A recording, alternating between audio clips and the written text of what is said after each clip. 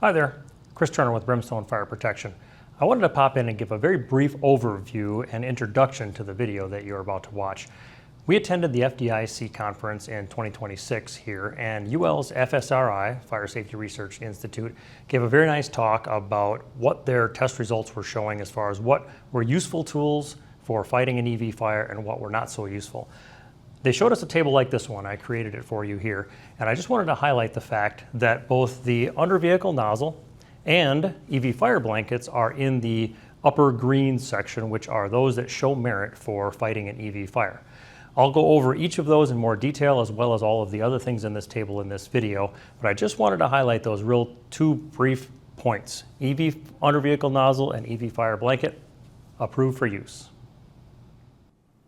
Hello, I'm Chris Turner, firefighter and technical advisor with Brimstone Fire Protection. We're recently back from the Fire Department Instructors Conference, or FDIC, in Indianapolis, Indiana. We held a booth there and met a lot of firefighters and other fire safety professionals. There was also a lot of good information given at a lot of the talks and other classrooms around that week.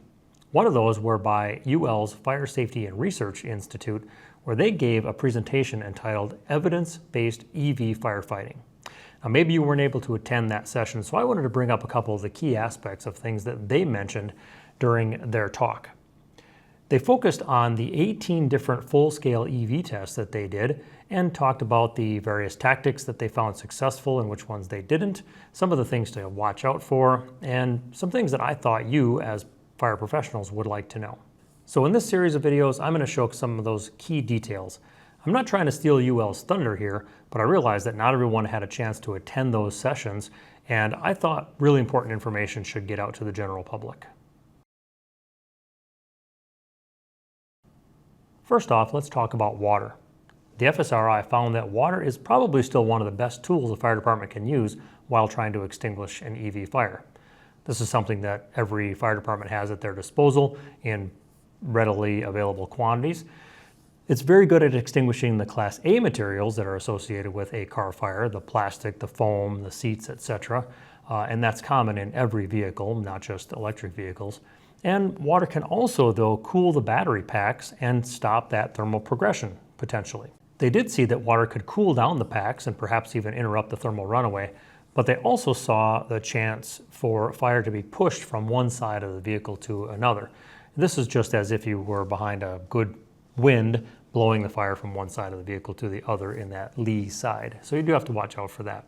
They also stated that in their test, water additives, foams, wetting agents, encapsulating agents, and things like that really didn't have any positive effect on their EV fires.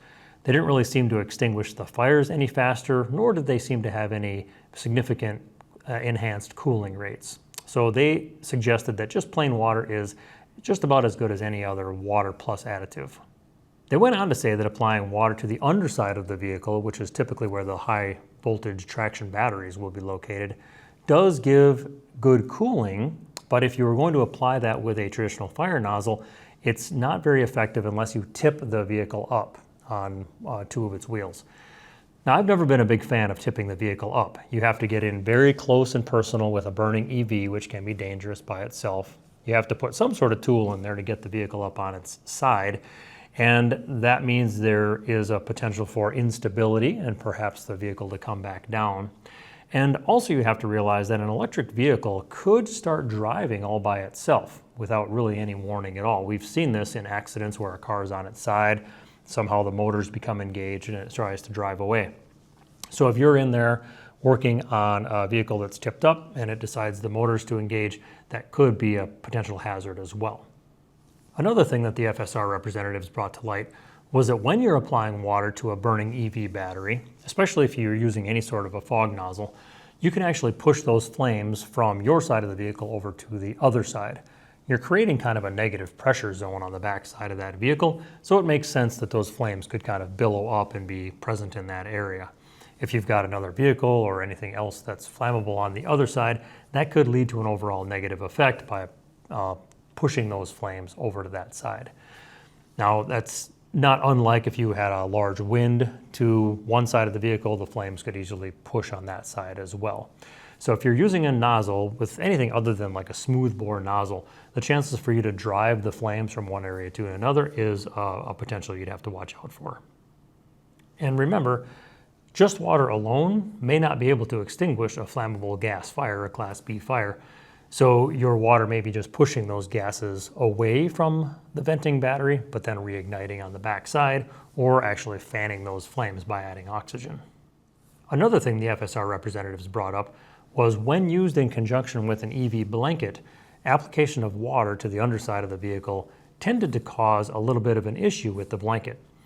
Now, what they saw was that the steam conversion could actually lift the blanket up, or it could actually cause some additional gas cloud ignition. But one of the things that we recognized when they gave their talk was that they were using an undercarriage nozzle that was at 150 gallons per minute. So that rapid steam conversion and that high pressure water could have contributed to that sort of a blanket dislocation problem. Of course, whenever you do anything to destabilize where the blanket is, you have a tendency to lose that ground seal. We always recommend you have a good ground seal around the vehicle whenever you apply an EV blanket. So if you dislodge that blanket and now you're letting a free oxygen channel come in, of course that could lead to a deflagration if you've got flammable gases underneath there, or it could just lead to an overall less effective solution with your EV blanket. So in my opinion, it's likely that some of these issues that they experienced would have been diminished or even not present at all with a lower flow nozzle like the 10 gallon a minute Brimstone Mister nozzle. They also indicated that they had deployed their nozzle while there was still flaming present. So again, that could contribute to that billowing of the flame that they saw. In our test, once you've added the EV blanket over the burning EV modules or EV vehicle, flaming will typically stop in about 90 seconds or so. That usually gives you time to deploy the line, set up the Mister nozzle, and then get it underneath the vehicle. And if there was still flaming present, our low flow nozzle should have handled that a little bit better than the high flow 150 gallon a minute nozzle they used. So those of you that have already been introduced to the Brimstone EV Mister nozzle, which was specifically designed to be used in conjunction with an EV blanket, can probably already start to see some of those design elements that were implemented and how those design elements would work to most effectively make the most use of your water. Some of these design elements are the low profile design. At only 2¼ inches tall, you don't really have to lift the vehicle at all to get that Mister nozzle in place. EVs aren't very tall to begin with, and if you have a tire that's already popped, for example, you need a very slim profile design, which the Mister is. You'll likely be able to find somewhere around the vehicle where you can get that underneath. It has that low flow 10 gallon a minute rate, which I mentioned. Not only can you provide good cooling with the water that you're using, but you can do so for a long time, even with a very limited water supply. This also creates less runoff, which is a good thing. The nozzle has an upward spray direction. The nozzle is designed to be used under the vehicle and sprays directly on the bottom of the vehicle where the batteries are located. This spray direction, coupled with that low flow design, means that you won't have that high pressure water pushing the flames into other areas.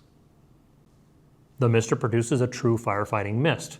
The nozzles in the Mister produce a mist in the 300 to 500 micron range. Those small droplets, especially when used in conjunction with an EV blanket, can permeate that whole area, can extinguish the Class A materials, can dramatically lower the temperatures by reducing the flaming, and can help mitigate or reduce the pressure pulse from a vapor cloud ignition. During the presentation at FDIC, the representatives from UL's FSRI told us that the data from their tests indicated that blankets are a useful tool in fighting EV fires, especially when used in outdoor settings or where water supply is limited. Blankets that are impermeable, like the Brimstone line of EV blankets, drop the metal-heavy smoke almost to zero. This is especially valuable during an EV fire in a populated area when the smoke would move to an otherwise occupied structure and you might have to worry about evacuation. If you can contain that smoke under the blanket, you might have more time to facilitate an evacuation, or you might not have to evacuate people at all.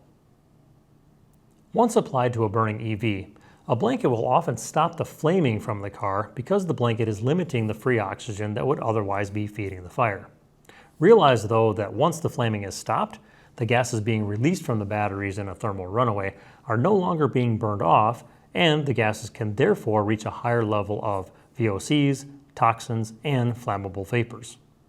This means that respiratory protection will be very important to use during the entire incident, and if you're in an enclosed structure of any kind, be sure to ventilate prior to the buildup of those vapors, which could lead to a deflagration or other explosive type event. It's also important to remember that these flammable gases could be building up underneath the EV blanket, so you don't want to do anything to trap them in to create a pressure vessel. We have always recommended that you should maintain a good ground seal around the vehicle, but you should not do anything to trap those gases in tight. When using the blanket with a nice, typically flat edge around the blanket, if there is a deflagration event and pressure starts to build, that unrestricted edge can lift up and let the pressure vent out and not have a true explosion. We have seen these sorts of events in our tests, but in every deflagration event we saw, it was a slow-moving, low-pressure event because it was allowed to vent underneath the edge of the blanket. If by chance the blanket were to shift, firefighters might have to go in and reposition, but usually that can be done relatively easily.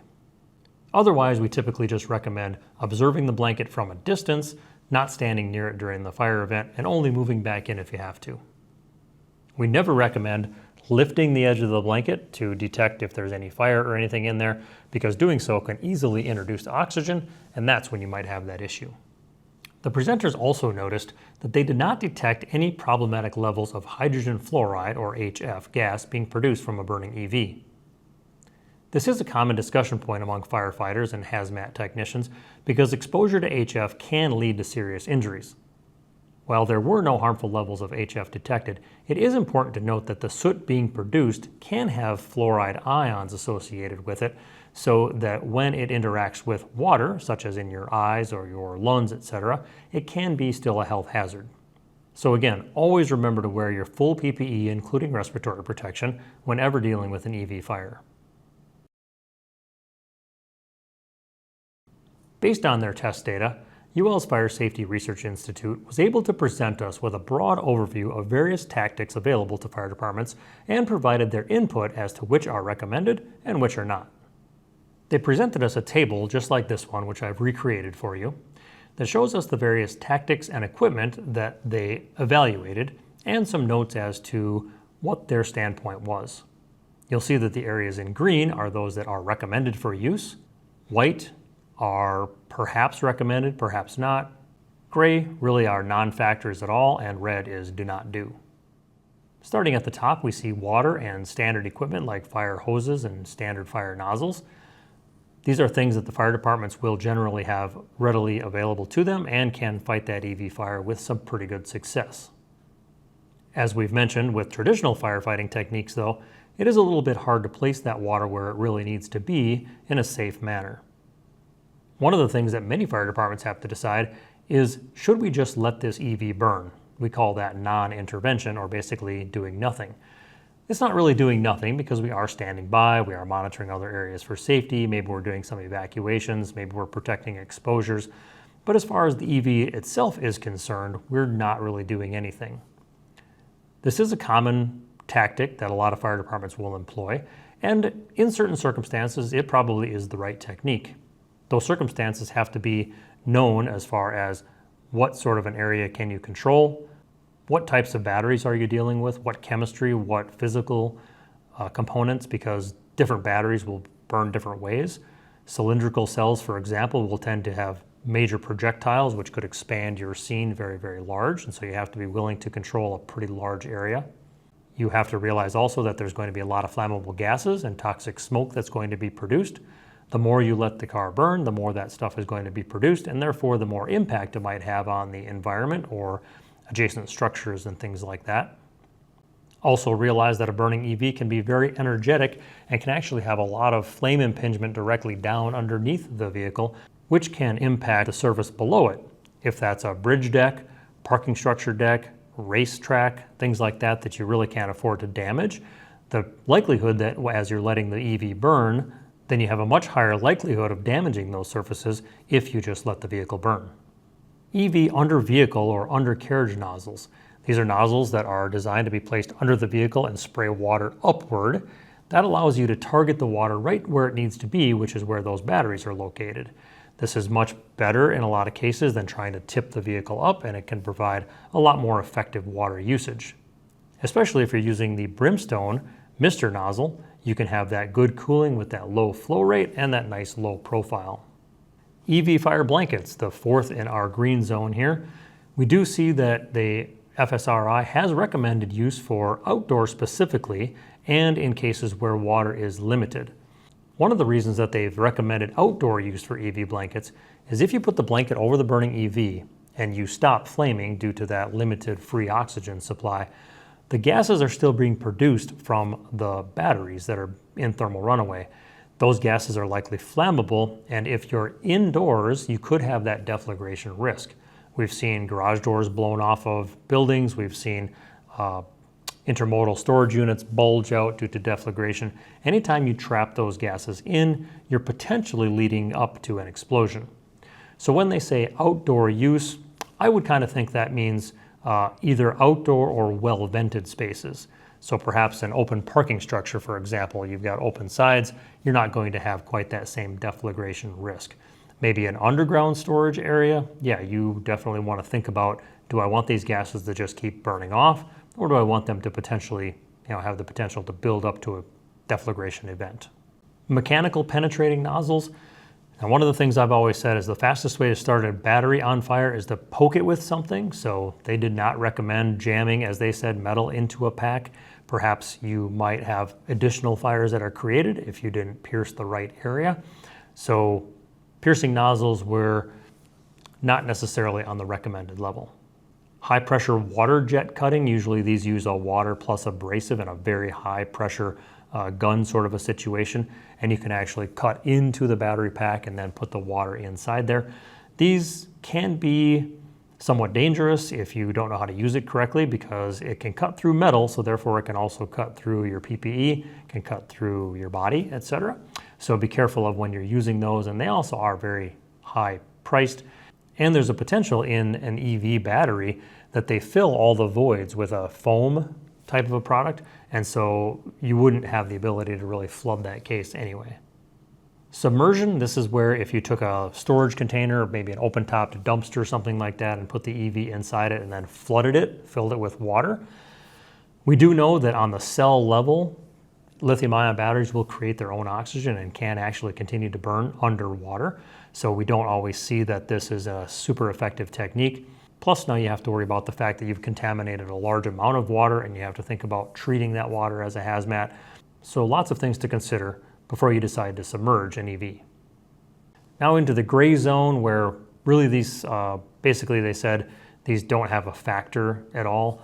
Water additives, as I said earlier, firefighting foams, wetting agents, encapsulators, and things like that. They found that they really didn't have any apparent benefit beyond regular water. Didn't really seem to extinguish the fire any more quickly, didn't really seem to provide any additional cooling, so they're basically a non-factor there. OEM suppression ports. In certain vehicles overseas, they're starting to add ports where we can direct our water in and then through a conduit add water into the casing itself. So UL found that these really aren't an option in any US vehicles yet, so they really didn't consider that either. And then vehicle relocation devices. These are kind of like robotic lifts that will drive in and pick up a vehicle and move it somewhere else. Again, not very practical. It doesn't do anything to control the fire. It might move a vehicle out of a manufacturing facility or out of a shop or something like that, so it doesn't catch more things on fire, but very expensive and not really practical. And then lastly, the red zone, inerting it in a confined volume. So trying to trap it inside, case it all in. Of course, what you're doing is by trapping in those gases that are being released and containing them in a enclosed structure, now you are creating a pressure vessel and you have a very high likelihood of an explosion. And we've always said at Brimstone, don't do this for any type of battery, not just an electric vehicle, but we've seen where people are deciding to store their batteries for their drones or their tools in ammo cases or other, well-sealed, unvented types of containers. And you literally are just creating a bomb at in that point. So you don't want to do that. Don't want to do anything to trap those gases in. If you do decide to contain them in some sort of metal enclosure, it's important to get one that's specifically designed that has gas management and allows those gases to escape without pressurizing that vessel. Now let's just talk about a few tactical considerations that the UL FSRI folks gave at their presentation at FDIC. Let's start with EV blankets and some of the things that they talked about and things to watch out for, and a lot of things, quite honestly, that we've been saying at Brimstone for the last several years since we started making our EV line of blankets. They did say that the fire can be controlled with an EV blanket, and that typically you can deploy that with 2 firefighters, and they indicated that ideally would be 4. We've specifically made our blanket so that it's light enough and has a nice low weight to friction ratio, so you can easily deploy it with 2 firefighters. They said perhaps 2 firefighters would deploy and another 2 would kind of do the smoothing of the edges to get the ground seal. We've had good luck deploying ours with just 2 people. Once it's deployed, coming back in and just sealing those edges, making sure you're not trapping in the gases but getting that good flat ground seal. The fire plume does tend to lift the blanket, they mentioned, and we've seen that when we've deployed our blankets over burning vehicles as well. You get a little thermal uplift, and actually in my experience I kind of liked that because it gave me a little bit of extra parachuting to pull that blanket over and allowed me to deploy it a little bit more easily. I didn't have to worry about any of the snag points and things like that once we started to lift it over. So yes, it can happen. It's not necessarily a detriment though. It can actually benefit in the deployment of the blanket. You just have to realize that as you're lifting it, you don't want to lift and pull it so far so that you get a giant parachute and then it displaces itself. But watch for it, understand that it's going to happen, and then work with it instead of against it. They mentioned that public exposure from the smoke is likely reduced, which is a good thing. Our blankets are impermeable, made to cap that smoke dome. Certain other EV blankets are more permeable and would still allow that smoke to go through. So the Brimstone line does in fact bring that smoke level down and contains that, so we don't have to worry about that public exposure to the smoke and gases that are being produced. They mentioned that the blankets are easy and fast to deploy in ideal conditions. Now we've deployed ours in a number of different conditions. You would like to have not a real heavy wind. They mentioned anything over 5 miles an hour was problematic, but we've certainly been able to deploy successfully in wind conditions, quite a bit more than that. They mentioned obstructions like antennas or the little shark fins that go on the back of vehicles these days. Lots of other features that can snag the blanket. And yes, you do need to watch out for that. But again, if you identify them ahead of time, you can deploy the Brimstone blanket from the front, from the rear, even from the side if you had to. It's always a good idea to kind of evaluate the car that you're about to put the blanket over. If you've got a major amount of burn through on one end versus the other, you'll want to deploy from maybe the more unburned end where it slides over more easily. And again, if you get a nice momentum going and use some of that parachuting, you can usually get it over most of those obstructions pretty easily. They mentioned that wet surfaces can sometimes be more tacky and harder to slide, and while that can be the case with some blankets, the Brimstone blanket slides pretty easily wet or dry, so not too big of a factor. They mentioned that blankets cannot stop thermal runaway. We've always said that the blanket itself will tend to cool the fire just by the nature of limiting the free oxygen, but because there's no specific cooling involved with any EV blanket, there's a good chance thermal runaway may continue and burn up the entire vehicle. That's something we've always said, something that you should be aware of, and you want to decide whether you want to let it burn under the blanket or whether you should employ some sort of water cooling strategy to try to stop that thermal progression somewhere along the way. Of course, if you decide to let it keep burning, realize that you're going to have more smoke produced, more flammable gas produced, a longer duration, more damage to the bridge deck or the parking structure or whatever surface you have under the vehicle. So all of those things are to be considered when you decide to use a blanket only or a blanket with some sort of undercarriage nozzle. They reminded us of the risk of a deflagration or vapor cloud ignition underneath that blanket and the importance of not trapping those gases in. They mentioned the NFPA incident where a very large and violent reaction happened when they had trapped all those gases in. They reminded us not to keep any tools on the blanket because those could become projectiles. We also have always recommended that we don't want you to stand on or near the edges of the blanket. Observe the blanket and the fire from a distance, not standing right next to it. So if there is a deflagration event and it propels the blanket off, and you're not going to be injured. In our tests, we've seen deflagration events, but they've always been slow moving and allowed to depressurize by letting that flap come up. Never has been anything that has violently reacted. And they again stressed caution when using an EV blanket inside a building, because as you stop that flaming and let those gases build up, now perhaps those gases are trapped inside the building. So we always want to make sure that we're using our blankets in appropriate areas where we're not going to let those gases build up. So either have an opened structure or outside or a well-ventilated structure. They stressed not to manipulate the blanket after it's been placed. The EV blanket is doing its job by just sitting there. You don't need to go up and inspect it. You don't need to lift the edge to see if there's still a fire underneath there. They recommended waiting at least 1 hour after the last smoke event, and we've always said the same thing. I've always said in my trainings, wait at least 30 to 60 minutes after the last sign or sound of smoke or fire. We want to make sure that the burning batteries have stopped burning. Either they've all burned out or you've somehow interrupted that thermal reaction somewhere along the way, and therefore the fire is no longer burning. They also mentioned not lifting the blanket to try to deploy a water appliance like an undercarriage nozzle or under vehicle nozzle.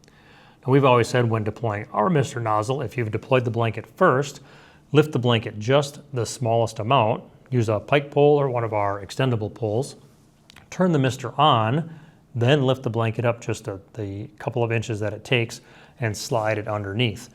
In a lot of cases, when you have that nice flat edge, you can actually be sliding the mister under and it'll kind of close itself off. Another nice thing is with that mist going, if you do have a deflagration event, it kind of acts as a bit of a protection for you, a little bit of a water curtain. And with our nozzle, you can easily maneuver it and move it while it's going. Other nozzles with higher flow have both larger openings that you would have to lift, and you can't really maneuver them while they're flowing. So the mister comes out ahead there as well. They mentioned to keep your distance while the blanket is in place. Again, there's no reason to stand on or near the blanket. You're observing from a far distance, and if the blanket happens to dislodge itself for some reason, then you're going in and reorienting it as needed. They also mentioned being careful when removing the blanket. After you've decided the fire is out and it's time to remove, you still need to be careful of a possible deflagration event.